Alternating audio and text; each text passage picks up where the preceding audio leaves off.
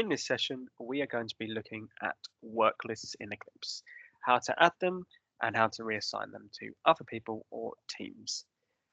So I'm on a client record. You make sure that you are selected the tab on the left-hand side that says work lists. Now there is a close relationship between both work lists and forms, and that is that work is actually done within the forms themselves, but the forms are held within a work list. And it's the work list that drives new pieces of work and generates further work lists as well. So there is a close relationship in that whilst no actual work is done in the work list, it's actually done on the form. The form is very closely attached to the work list. So I'll show you what I mean now. So I'm on work list, and if I want to add a new piece of work, I will have to do it from this work list view here. So you just click on work list and you go over to the add button on the right hand side, and you will be presented with the whole list of work lists that are within the system. Now I'm using the test system, so there will probably be more than there are on the live system. But just to give you a view, that this is the first page, which has the most frequently or the expected to be frequently used work lists here, which is why they're numbered, and then some general ones at the top, which is why they're starred. Now every work list will sit here, and if you wanted to search for a specific work list, for example, if you were working on a safe and connected referral, you would just click on filter, and then you would search for the relevant work list like so. Now I've just put in just the start of a search just to bring up all the results. So you would find the relevant one in that list below. For this example, I'm just going to use the message follow-up because that is a nice easy one to demonstrate, and it allows me to show you how to reassign as well. So you just click on add when you find the work list that you want to use. And then you will likely be prompted with a box. This is to do with the work list end date and time. Generally, I would say you can just press save to add it. And then if I show you over on the work lists, there will be a brand new work list that is 0% completed because it is brand new and will look like this. Now, in this case, it's set to me as the owner. Some work lists, they'll be set to a team dashboard as soon as you create them.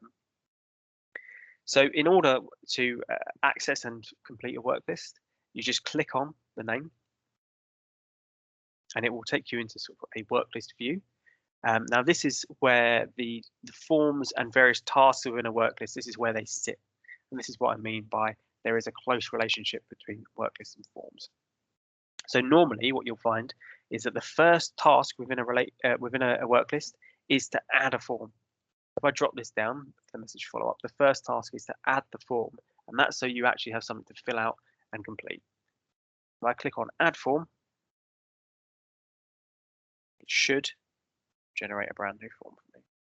Here we go. Okay, so this is a blank message follow-up form to fill out. So in order to complete the form, we just go and edit, and then for this message follow-up, it's requesting a name. So I'm just going to put my own name in here as I am the one who will be sending it. So, and then you would put in, for this specific work list form, you would put in whichever information you needed to tell someone. So I'm just going to put in this is, and then you would press save and next to completely save all of the details like so. Now for the message follow-up, I will show you this first part here. It's nicely colored in a blue box saying that if you are the person who is creating this work list and you intend to refer it on to someone else, do not complete the form. Press save and exit and reassign. So what that means is if you were to press exit and complete, it would complete the form and the other person wouldn't be able to look at it. So in order for this to happen, for it to function in the way that we want, we need to press exit so that it remains, just exit, so that it remains open. And if I click back over to the worklist view, you see it's still at 50%. Now, if I was to have completed that form, it would have gone to 100% and would have disappeared from the worklist. And then we wouldn't have been able to transfer it over to the person who we want to see this message. So that's why we exit rather than exit incomplete. And in order to send it to someone now, you would just go over to here on actions, the right hand side, click on select, brought up with a few options. The one we want is reassign work list. And then you have the choice here of either reassigning to an individual owner. So if you know that there's a specific person that you need to send it to, you can send it to them directly. And when you do send it to someone, you'll be prompted, if they straddle multiple different teams or dashboards, you'll be prompted to select a specific one to send it to them with. Or alternatively, you can choose team and send it specifically to a team dashboard. For example, these are all the team dashboards that I have to me on the test system. So these are the ones I can send it to under my own team. If you wanted to send it to another team, you just click on the other option below, and then you would just type their name and you can send it to that team. So for this example, I am going to send it to colleague Joe. It's here. And then once you've found the person or team, you just press save. And you'll see that the owner has changed to my colleague Joe. So when she next logs in, she will be able to view that message follow-up on her dashboard. And then from her point of view, when she picks it up, she will go in, she'd open it up like so, view the form,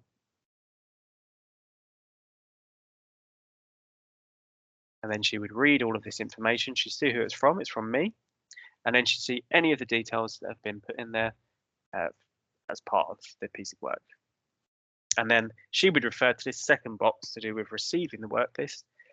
Say if you are the recipient of the follow-up work list, please complete the form and confirm that you have looked at it and taken any necessary action. So by pressing exit and complete, we are assuming that the person has taken the actions that they need to take as from this message. So we'll say that she has done whichever actions were required, and then she presses exit and complete. And yes, she wants to complete this form. And if we go over to the work list view, you'll be able to see that the work list is gone.